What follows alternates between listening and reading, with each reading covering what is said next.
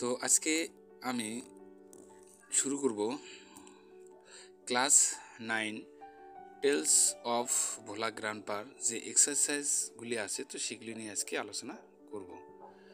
তো প্রথমেই আমরা এক্সারসাইজ 1 নিয়ে আলোচনা করব। তো এখানে আছে tick the correct answer from the given alternative. Okay, তো এখানে 1 নম্বর কোশ্চেনটি দেখো, in the bakul tree there live. তো বোকাল গাছে থাকতেন।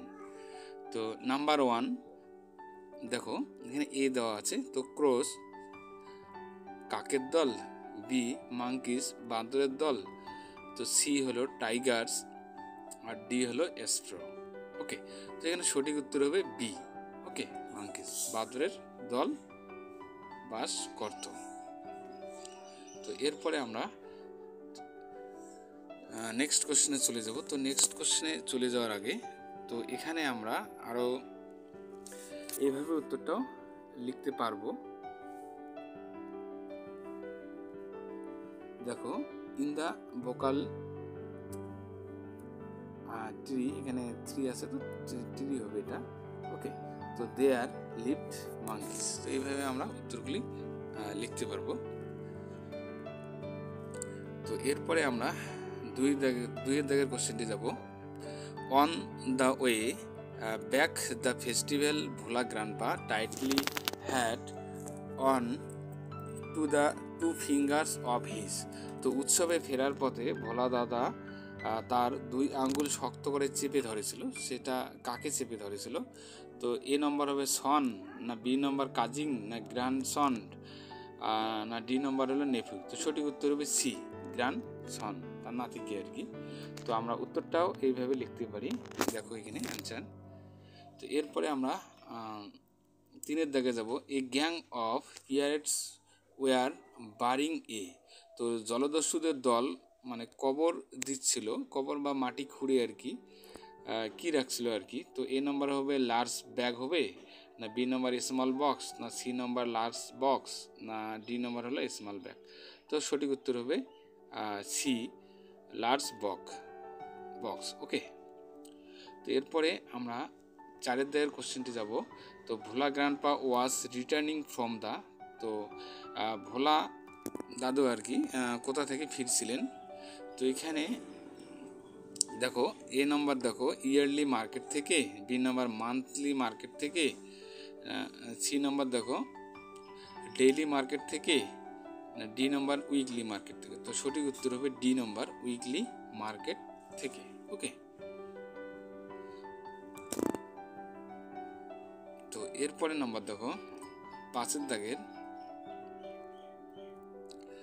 ভোলা গ্র্যান্ডপা ডাইট অ্যাট দ্য এক্স অফ, মানে ভোলা দাদু মারা যায় আর কি কত বছর বয়সে? তো এ নম্বর দেখো 85, বি নম্বর 95, সি নম্বর 55, আর ডি নম্বর 75। তো সঠিক উত্তর হবে বি নম্বর 95, 95 বছর বয়সে তিনি মারা যান আর কি। ওকে, তো এরপরে আমরা চলে আসলাম এক্সারসাইজ 2। তো এখানে আছে দেখো, answer the following questions within 15 ওয়ার্ডস। তো এখানে এই কোশ্চেনগুলির অ্যান্সার মানে 15টি শব্দের মধ্যে লিখতে হবে। তো এখানে দেখো A number, when did Bhola grandpa let out a loud wail, মানে ভোলা দাদা কবে মানে কখন আর কি জোরে হাহাকার করলেন আর কি, চিৎকার করে উঠলেন। তো এখানে দেখো answer,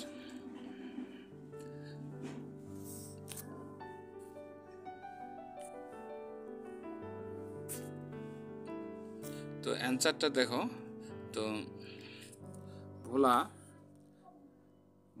grandpa let out a loud wail when he realized that his grandson is missing। মানে ভোলা দাদু দেখলো যখন তার আঙ্গুল মানে চেপে ধরা হাতে দেখলো যে তার নাতি হাতে নেই আর কি, হাত ফসকে বেরিয়ে গেছে, মিসিং আর কি। তো তখন তিনি চিৎকার করে বা হাহাকার করে উঠলেন। ওকে, তো এরপরে আমরা চলে এসলাম বি দাগের, where had the grandson found a cosy shelter. Okay, তো নাতি কোথায় একটি আরামদায়ক আশ্রয় খুঁজে পেয়েছিল। তো এখানে দেখো উত্তরটি হবে the grandson found a cosy shelter under a cow's belly. তো একটি গরুর পেটের নিচে আর কি সে আরামদায়ক অবস্থানে বসেছিল আর কি। ওকে, তো এরপরে আমরা চলে যাব সি দাগের। তো এখানে সি দাগের দেখো হোয়াট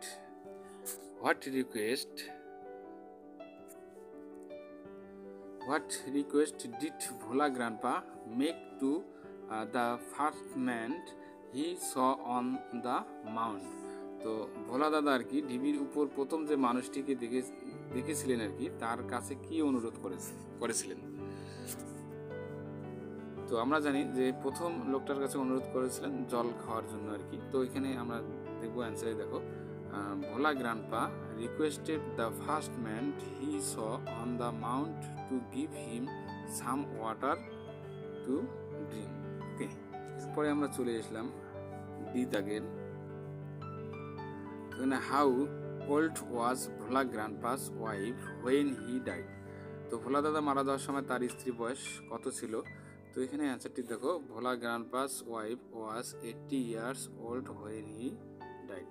তো ভোলা দাদু যখন মারা যায় তার স্ত্রী বয়স ছিল 80 বছর। তো এরপরে আমরা চলে আসলাম এক্সারসাইজ 3।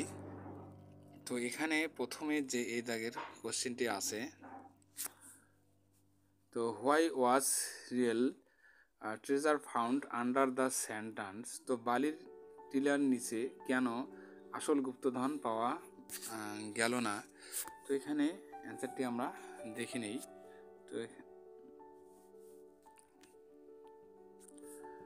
তো real treasures found under the sand dunes because it was just a dream seen by Bhola Grandpa.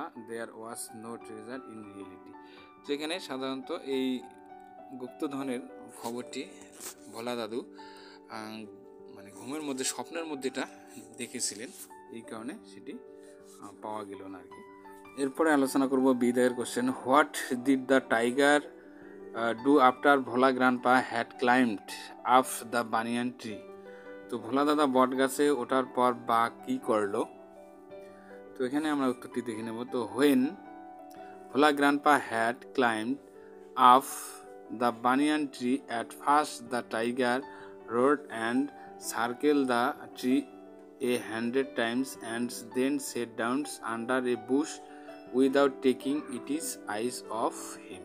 ওকে, তো এখানে ভোলা দাদু গাছে ওঠার পর তো প্রথমে বাঘটি গর্জন করতে করতে গাছটির চারিদিকে আর কি প্রায় 100 খানেক মানে 100 মানে 100 বার বা 100 বার ঘুরলো আর কি। ওকে, তারপরে একটি ঝোপ বুশ মানে ঝোপের নিচে বসে পড়লো।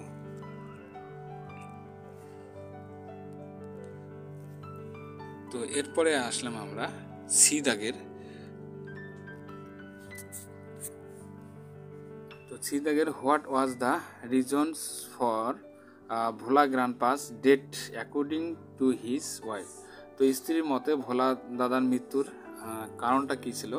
তো এখানে আমরা দেখব according to Bhola grandpa wife he died as he must have forgotten to breathe. মানে ভোলা দাদের স্ত্রীর মতে তিনি হয়তো নিঃশ্বাস নিতেই আর কি ভুলে গিয়েছিলেন। ওকে, তো এরপরে আমরা চলে আসবো এক্সারসাইজ 4। তো পেজ নাম্বার হলো 7। তো এখানে প্রথমে আমরা দেখব change the mode of narration change. তো আমরা ন্যারেশন চেঞ্জ করবো এবার। তো এ দাগের কোশ্চেনটি প্রথমে আমরা আলোচনা করব। বুলবুলি said to his friend, will you come tomorrow। তো এটা আমরা যদি করি তো এইভাবে করব, বুলবুলি asked his friend if he would come হবে এখানে come the next day। Okay, তো এরপরে B number, Poulami says I am fine। তো এর উত্তরটি হবে Ptolemy said that she was fine. পরে আলোচনা করবো সি দাগের, the teacher said to the students keep quiet. তো এখানে উত্তরটি হবে the teachers ordered the students to keep quiet. Okay, তো এরপরে আমরা নেক্সট কোশ্চেন চলে যাব ডি দাগের। তো এখানে ডি দাগের question, my mother said to me may your dreams come true. Okay, তো এখানে উত্তরটি হবে my mother prayed that my dreams might come true. Okay, তো এরপরে আমরা চলে যাব ই দাগের, the student said sir please allow us to play in the field. তো এখানে উত্তরটি দেখো, দ্য স্টুডেন্টস রিকোয়েস্টেড হবে, রিকোয়েস্টেড তারপরে sir to allows them to play in the field. তো এরপরে আমরা চলে আসলাম এক্সারসাইজ 5-এ। তো এখানে এক্সারসাইজ 5,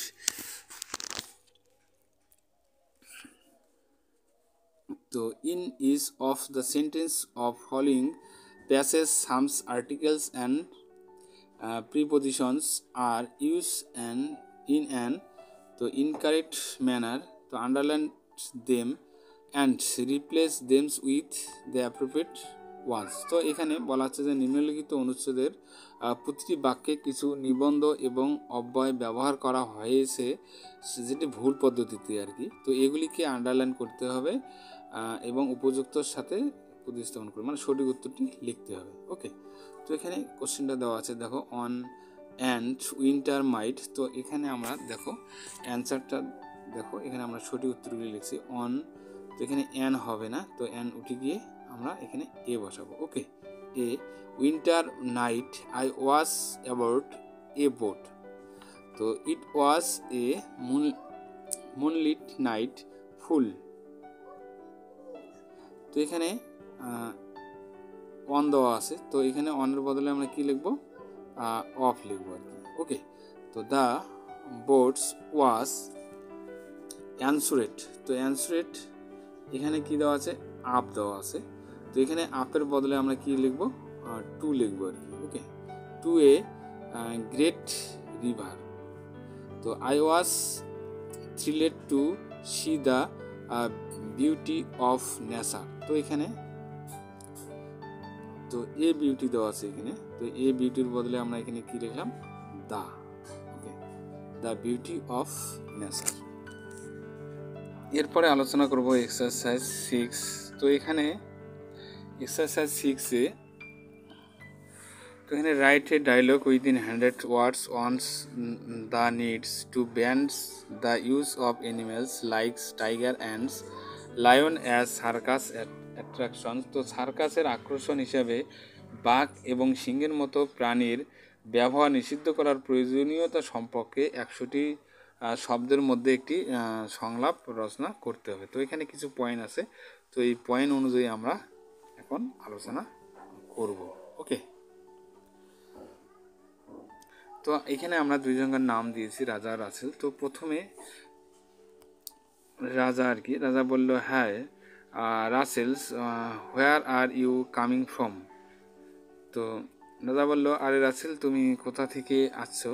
তো এখানে আবার রাসেল বলল, তো I want to a circus show at Coochbehar and I am returning from there. তো রাসেল আমি কুচবিহারে সার্কাস শোতে গিয়েছিলাম এবং সেখান থেকে ফিরছি।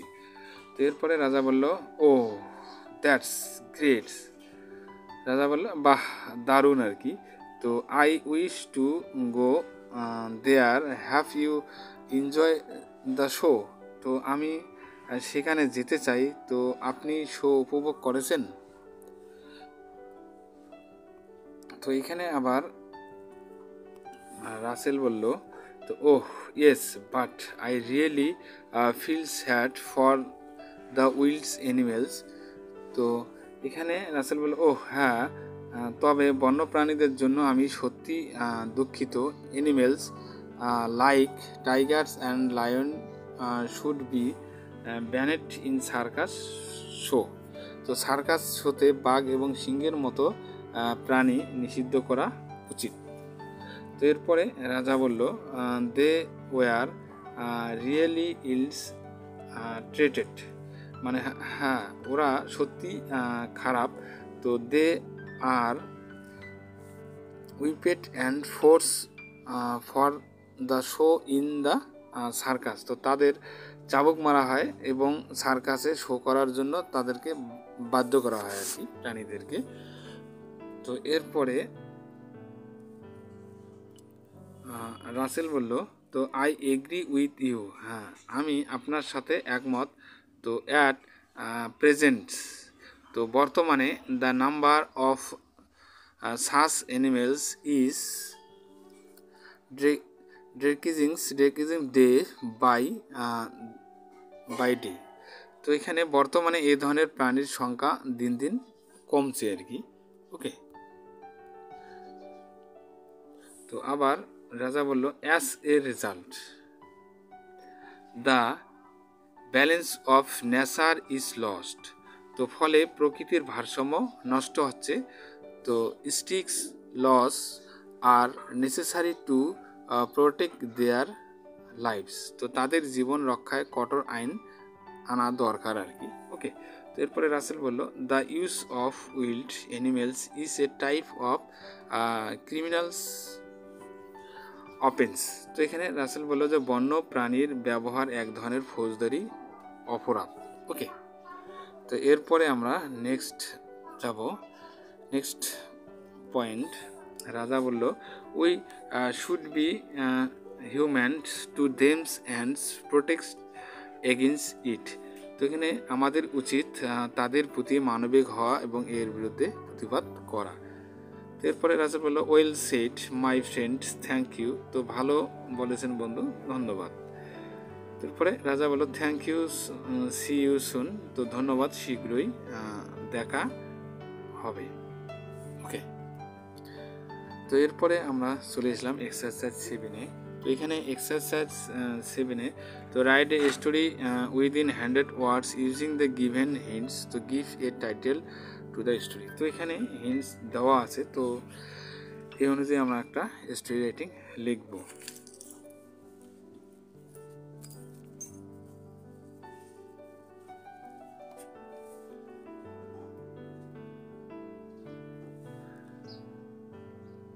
তো এখানে হ্যান্ডসটা দেখো, তো রিটার্নিং ফ্রম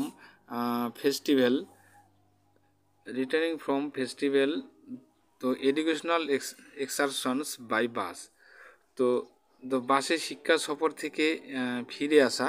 তারপরে নাইট জার্নি, এটা রাত্রের জার্নি হয়ে যায়। তো স্টুডেন্টস সাডেন্স ব্রেকডাউন, তো আকস্মিক ভাগে একটা ভেঙে পড়া আর কি। তো তারপরে দেখো টায়ার্স পাংচার, তো টায়ার পাংচার হয় এই মুহূর্তে।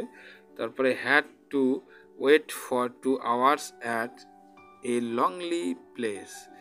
তো প্রায় এখানে 2 ঘন্টা ধরে নির্জন জায়গায় অপেক্ষা করা হয়েছে। তো তারপর টায়ার ফিক্স, তো টায়ার ঠিক করা হলো এবং ব্যাক টু হোম, এরপরে আমরা বাড়ি ফিরে আসলাম। ওকে, তো এখানে কিছু পয়েন্ট দেওয়া আছে, এই পয়েন্টের উপর ভিত্তি করে আমরা এই স্টোরি রাইটিংটা লিখব। ওকে, তো এখানে আমরা একটা পয়েন্ট দিছি, দেখো এখানে এ প্লেসেন্ট জার্নি বিকামস নাইটমেয়ার। তো এখানে একটি আর কি আনন্দদায়ক যাত্রা দুঃস্বপ্নে পরিণত হয় আর কি। তো এটা আমরা হেডলাইন দিলাম। তো তারপরে আমরা এইভাবে আলোচনা করতে পারি।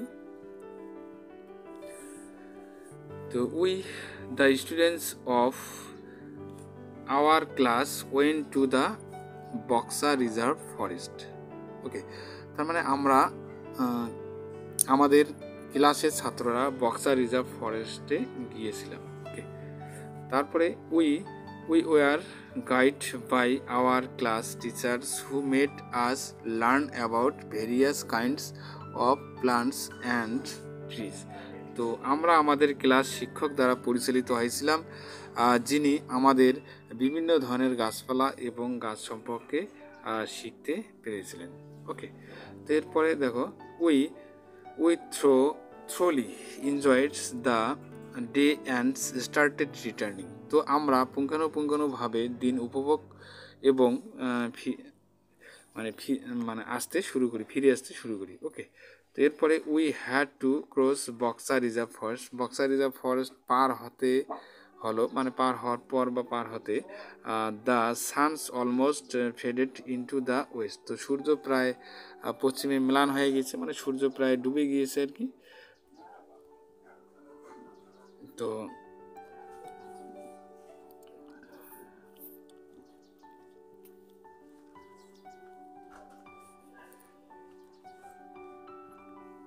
তো এরপরে being award the driver of our bus picked up speed. তো খবর পেয়ে আমাদের বাসের চালক গতি বাড়িয়ে দেন। তো এরপরে suddenly we startled at the bursting sounds, তো midway in the dark jungle. তো হঠাৎ অন্ধকার জঙ্গলের মাঝপথে আর কি একটা ফেটে যাওয়ার শব্দ আমরা চমকে উঠলাম। তো এরপরে কী হলো, 2 tyres of ours bus were puncture. তো আমাদের বাসের 2টো টায়ার পাংচার হয়ে গিয়েছে। তো এরপরে দেখো, we got down and kept on shivering in fear and sparing two god for about 2 hours. তো আমরা নিচে নেমে ভয়ে কাঁপতে থাকলাম এবং প্রায় 2 ঘন্টা ঈশ্বরের কাছে প্রার্থনা করতে লাগলাম। তো এরপরে দে শাডারেট, তো আওয়ার টিচার্স গার্ড আস। তো যদিও তারা কাঁপছে, আমাদের শিক্ষকরা আমাদেরকে পাহারা দিয়েছেন। ওকে, তো এরপরে টাইমস সিমড আনমুভড। তো সময় অচল মনে হলো। তো however the tyre were refixed and the bus speed on. তো যাই হোক, টায়ারগুলি পুনরায় ঠিক করা হয়েছিল এবং বাসটি গতিতে চলছে। তো our suspense and tensions got over. তো আমাদের সাসপেন্স আর টেনশনটা অনেকটা কেটে গেল। তো anyway we reached home safely during the day break. তো যাই হোক, আমরা দিনের বিরতিতে নিরাপদে বাড়িতে পৌঁছেছি। তো the horror of the journey haunts me still. তো যাত্রার ভয়াবহতা আমাকে এখনও তাড়া করে। ওকে, তো এইভাবে আমরা একটি স্টোরি রাইটিং লিখতে পারি কোথাও ঘুরতে গিয়ে যদি দুর্ঘটনা পড়ি। ওকে, তো বন্ধুরা, আজকে এই পর্যন্ত আমরা আলোচনা করলাম। তো আমার চ্যানেলে নতুন হয়ে থাকলে অবশ্যই চ্যানেলটিকে সাবস্ক্রাইব করবে এবং বন্ধুদের মধ্যে বেশি বেশি করে শেয়ার করবে। তো যারা প্রথম লেসন 1-এর আর কি প্রথম ভিডিও, মানে ভিডিও পার্ট 1 পার্ট 2 যারা দেখোনি, অবশ্যই ডেসক্রিপশন বক্সে লিঙ্ক দেওয়া থাকবে। তো ওখান থেকে তোমরা দেখে নিও এবং ভিডিওগুলি কেমন লাগে অবশ্যই কমেন্ট বক্সে কমেন্ট করে জানাতে পারো। তো তাহলে আজকে এই পর্যন্ত থাক, সবাই ভালো থাকবে। Please subscribe my channel. আমার ভিডিও দেখার জন্য তোমাদের সবাইকে অসংখ্য ধন্যবাদ।